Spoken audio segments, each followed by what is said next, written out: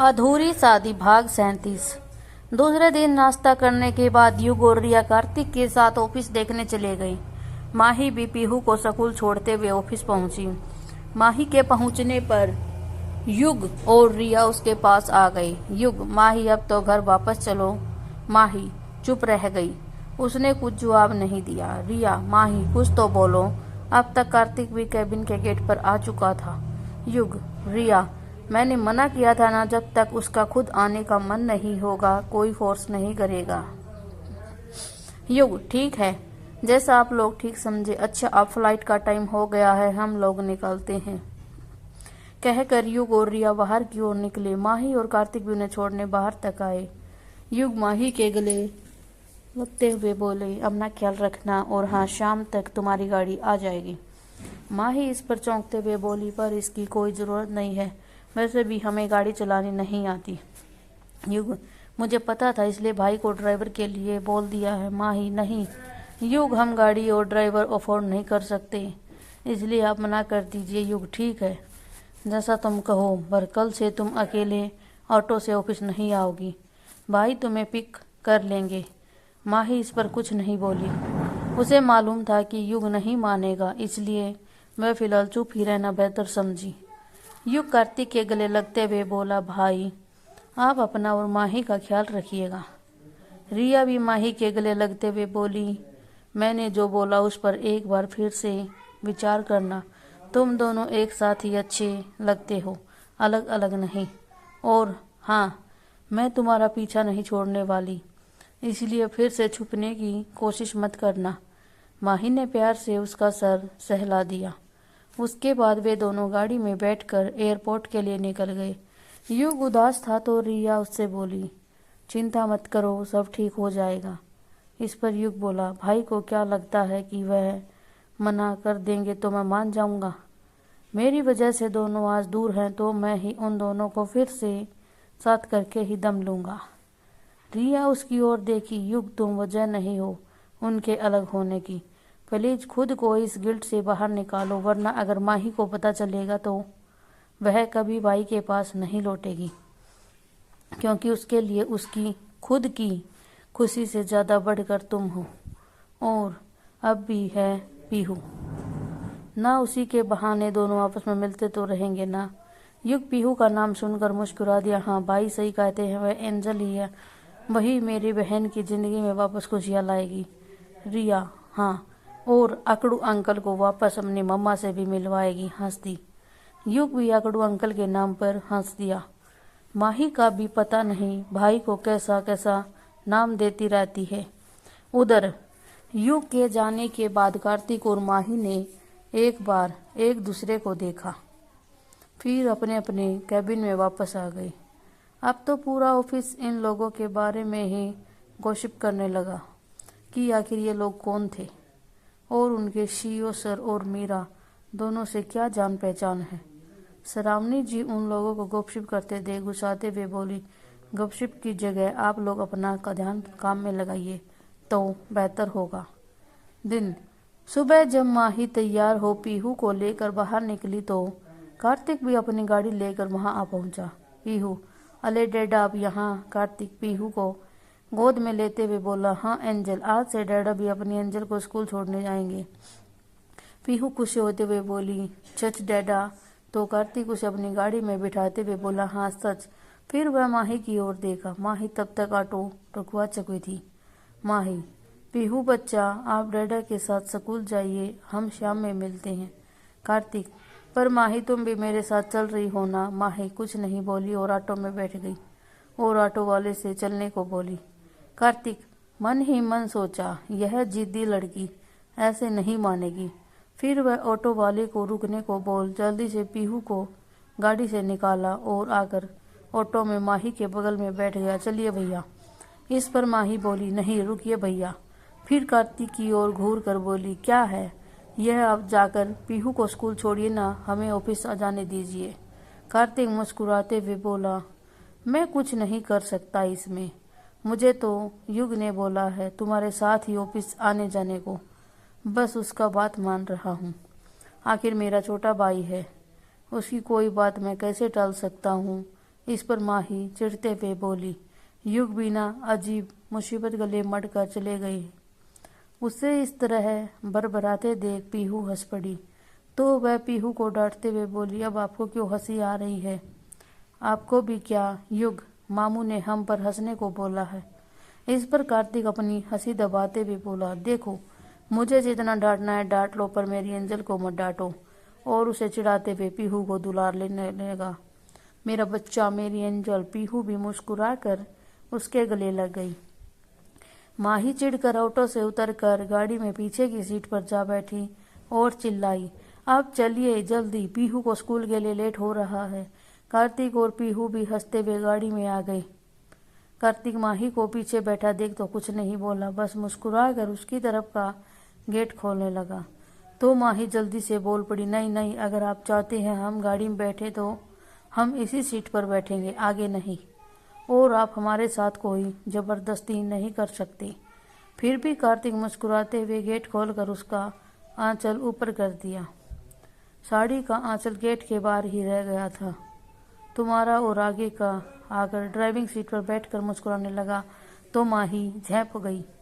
हमें लगा कि फिर से आप कार्तिक कुछ नहीं बोला और गाड़ी स्टार्ट कर दिया। उससे कुछ याद आ गया कि कैसे उस रात माही को गोद में उठाने की धमकी देकर उसे आगे बैठाया था।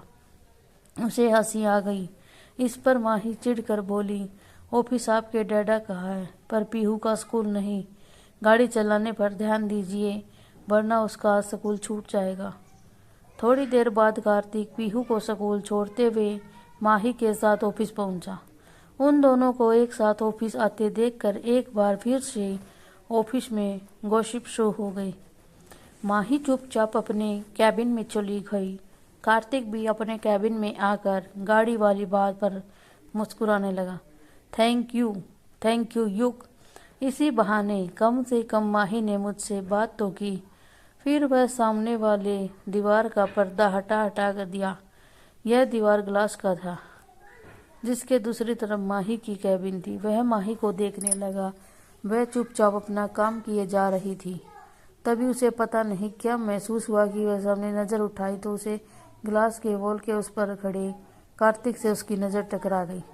कार्तिक हड़बड़ा गया। माही नजर झुकाकर अपना काम करने लगी। कार्तिक भी अपनी सीट पर आकर बैठ गया।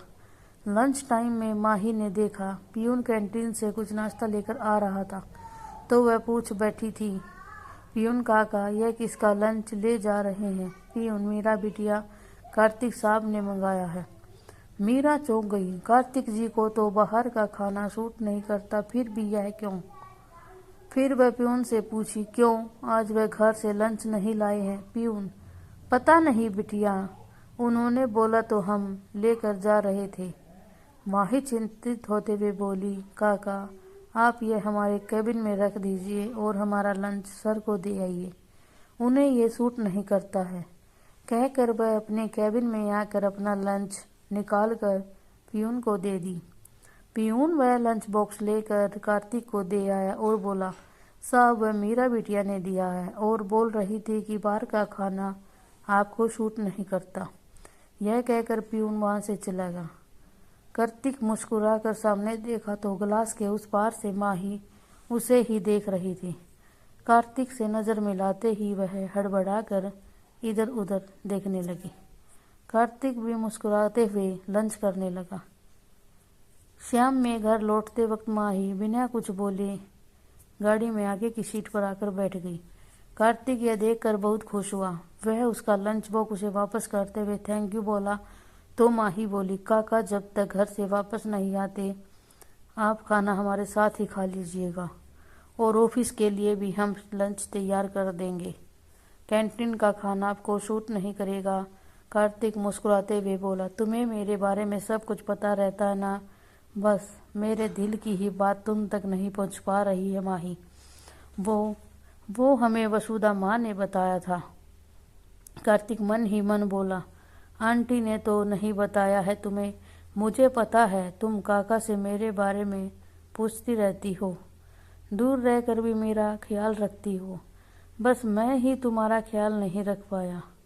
थोड़ी देर बाद वे घर पहुंच गए। कार्तिक, थोड़ी देर पीहू के साथ खेल कर अपने फ्लैट पर लौट गया। रात में खाने के समय जब पीहू ने उसे फ़ोन किया तो उसे ख्याल आया कि माही ने बोला था खाने के लिए। वह मुस्कुरा कर चला गया। इसी तरह समय बीतने लगा। माही बिना किसी को कुछ बताए कार्तिक का ध्यान रखने लगी, पर अपने दिल की बात को इग्नोर कर देती। 3 महीने बीत चुके थे। रुद्र भी वापस आने वाला था। कार्तिक अब हिम्मत हारने लगा था। माही इस मैटर पर चुप्पी साध रखी थी। वह ना तो कुछ बोलती और ना ही कुछ इशारा करती। उसे कुछ समझ नहीं आ रहा था। तभी युग का फोन आया तो दोनों में इसी बात पर चर्चा हुई। युग को एक आइडिया आया। उसने कार्तिक को बताया तो कार्तिक बोला, नहीं युग, कहीं वह और भी गुस्सा न हो जाए। युग, नहीं भाई, वह गुस्सा नहीं होगी, और कम से कम एक कोशिश तो बनती है। आपको मेरी कसम, आप यही करोगे। एक बार प्लीज मेरे खातिर। उसके बाद अंतिम फैसला उसी का होगा। दूसरे दिन ऑफिस में यह खबर फैल गई कि कार्तिक सर मीरा मैडम की बर्थडे पार्टी दे रहे हैं। सुहानी तो पहले से ही मीरा से जली बुनी बैठी थी। मीरा के आने से पहले उसका डिजाइन ही टॉप पर रहता था, पर अब मीरा के डिजाइन की ज्यादा मांग हो रखी थी। उसने मौके का फायदा उठाकर सभी स्टाफों के कान भरने शुरू कर दिए थे। ऊपर से यह बर्थडे पार्टी की प्लान ने आग में घी का काम किया। चारों तरफ इसी पर गॉसिप हो रही थी।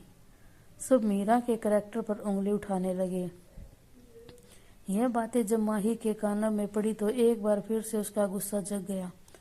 उसे सब कुछ बर्दाश्त था, पर कोई उसके चरित्र पर उंगली उठाए उसे यह बिल्कुल भी बर्दाश्त नहीं होता। वह गुस्से में कार्तिक के कैबिन में गई। माही, हमने आपको पहले ही कहा था हमसे दूर रहिए, फिर यह सब क्या है? कार्तिक उस वक्त ऑफिस के कामों में से परेशान था। क्यों, क्या हुआ जो तुम इतनी गुस्से में हो? माही, ओ हो, तो आपको कुछ पता नहीं। पहले तो आपने हमारे कैरेक्टर पर उंगली उठाई और अब आपके कारण पूरा ऑफिस में कैरेक्टर लेस बता रहा है। कार्तिक, अरे तुम क्यों उनकी बातें सुनती हो? अच्छा सुनो, आज रुद्र वापस आने वाला है तो मुझे उसके आने से पहले यह सब फाइल कंप्लीट करनी है, तो मुझे घर जाने पर लेट हो जाएगी। तुम सबके चले जाने के बाद यही मेरे कैबिन में आ जाना। मैं अपना काम कंप्लीट करके ही घर चलूँगा, और हाँ, अकेले तो बिल्कुल मत निकलना। और फिर अपने काम में लग गया। माही गुस्से में कैबिन के बाहर आई। बाहर सारे स्टाफ उसे अजीब नज़रों से घूर रहे थे। उसे बहुत गुस्सा आया। वह चुपचाप अपनी कैबिन से अपना पर्स ली और बाहर निकल गई। तभी अचानक कार्तिक को ख्याल आया, ओ शिट, माही तो गुस्से में निकली है, कहीं अकेले बाहर नहीं निकल जाए। सामने देखा तो माही अपनी सीट पर नहीं थी। वह जल्दी से बाहर आया। बाहर पूछा तो पता चला कि माही बाहर की ओर निकली है, तो वह भी बाहर की ओर लपका। उधर माही गुस्से में चली जा रही थी। कार्तिक उसे देख उसके पीछे माही माही आवाज देते हुए दौड़ा। वह जाकर जल्दी से माही को अपने पास खींच लिया। अगर वह सेकंड की भी देर करता तो सामने से आ रही कार माही को ठोक देती। माही में डर कर उसके सीने से लग गई। कार्तिक उसे जोर से अपने करीब चिपकाते हुए बोला, क्या करने जा रही थी? अभी अगर थोड़ा भी लेट हो जाता तो अपने बारे में नहीं, तुम मेरे और पीहू के बारे में तो सोच लेती। तुम्हें कुछ हो जाता तो हमारा क्या होता? माही, तुम इतनी केयरलेस कैसे हो सकती हो? अचानक से उसे महल की माही हल्की सी लगने लगी, तो उसने माही को अपने से अलग किया। माही बेहोश होकर उसकी बाहों में झूल गई। कार्तिक जल्दी से उसे अपनी गोद में उठाते हुए ऑफिस के अंदर आया और अपने कैबिन की ओर चला गया। श्रावणी जी भी तब तक आ चुकी थी। कार्तिक बोला, आंटी प्लीज आप डॉक्टर को फोन कीजिए, माही अचानक से बेहोश हो गई है। श्रावणी जी ने डॉक्टर को कॉल किया। इधर कार्तिक माही को अपने कैबिन में काउच पर लिटा दिया और उसका हाथ रगड़ने लगा। माही माही प्लीज होश में आओ, मत ऐसा करो, देखो मेरी जान निकल रही है, प्लीज माही आंखें खोलो।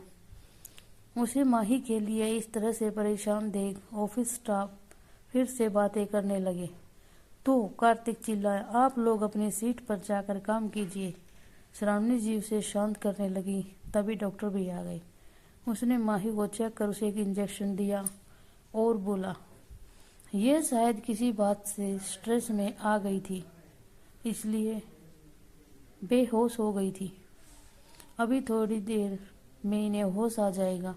आप लोग प्लीज घबराइए नहीं। कार्तिक माही का हाथ पकड़े वहीं जमीन पर बैठा हुआ उसे देखे जा रहा था। तभी युग वहां आया। ऑफिस में सन्नाटा देखकर वह कार्तिक की कैबिन की ओर गया। वह गेट से ही माही को काउच पर बेहोश देखकर उसके पास गया। माही, माही क्या हुआ भाई, क्या हुआ माही को, यह बेहोश कैसे हो गई? कार्तिक युग को देखा तो उसके गले लग गया और फिर उसे सारी बात बता दी। इधर ऑफिस के स्टाफ भी मीरा के बेहोश होने से दुखी थे। चाहे जो भी हो, मीरा ने कभी किसी के साथ गलत व्यवहार नहीं की, हमेशा सबकी मदद के लिए तैयार रहती थी। यह सोचकर ऑफिस के स्टाफ भी चिंतित था।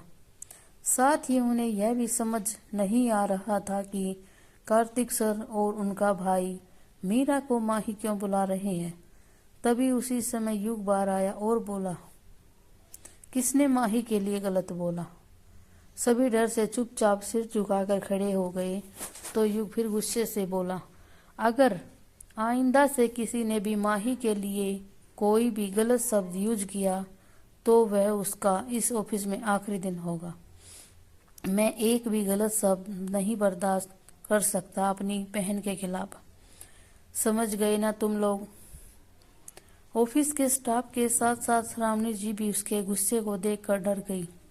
उन्होंने उसे किसी तरह समझाकर शांत करवाया और ऑफिस के स्टाफ को बताया कि मीरा मैडम ही माही है और आप लोग कार्तिक जी के साथ उसका रिलेशन जानना चाहते हैं ना। तो उसी समय माही को होश आया। उसने कार्तिक को खुद का हाथ पकड़े देखा तो झटक कर अपना हाथ उसके हाथ से छुड़ा लिया। कार्तिक, युग को आवाज दिया तो युग जल्दी से अंदर आ गया। माही उसको देखकर उसे लिपट गई। युग उसके बालों में अपना हाथ फिराने लगा। माही, तुम ठीक हो ना?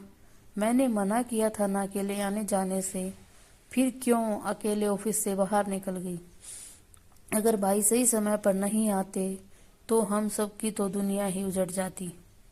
माही, तू जानती है ना हम सबकी खुशी तुझी से जुड़ी हुई है, फिर भी तू अपना ख्याल नहीं रखती, मेरी भी बात नहीं मानती। माही चुपचाप अपना सिर झुकाए उसकी बातें सुन रही थी। युग कार्तिक से बोला, भाप आप काम कंप्लीट करके आइए, मैं माही को लेकर घर जाता हूँ। फिर उसका हाथ पकड़े हुए घर की ओर निकल गया। घर पहुंचकर माही अंदर जाने से पहले युग को वसुधा माँ को उसके बेहोश होने की बात बताने से मना कर दिया। फिर बोली, युग, हमारा बर्थडे मनाने की क्या जरूरत है? फालतू में सबको बोलने का मौका मिल रहा है। आप अपना बर्थडे मना लीजिए, हमें छोड़ दीजिए। युग, तू तो जानती है ना शुरू से यह हम दोनों का बर्थडे हमेशा साथ मना है, और अब जब मैं ये जान चुका हूँ कि जिसके साथ मेरा बर्थडे बनता है वह मेरी दोस्त नहीं बल्कि मेरी खुद की बहन थी, तो क्या मैं अब अकेले बर्थडे मनाऊं? तुझे पता है तेरे जाने के बाद से मैंने आज तक अपना कोई भी बर्थडे नहीं मनाया। कितनी खुशी से मैंने यह सब प्लान किया, और तू बोल रही है कि मैं अकेले बर्थडे मना लूं? यह कभी संभव नहीं हो सकता। मैं तुम्हारे बिना कभी भी अपना बर्थडे नहीं मनाऊंगा। माही चुप हो गई। उससे आगे कुछ भी बोलते न बना। आगे की कहानी के लिए आपको अगला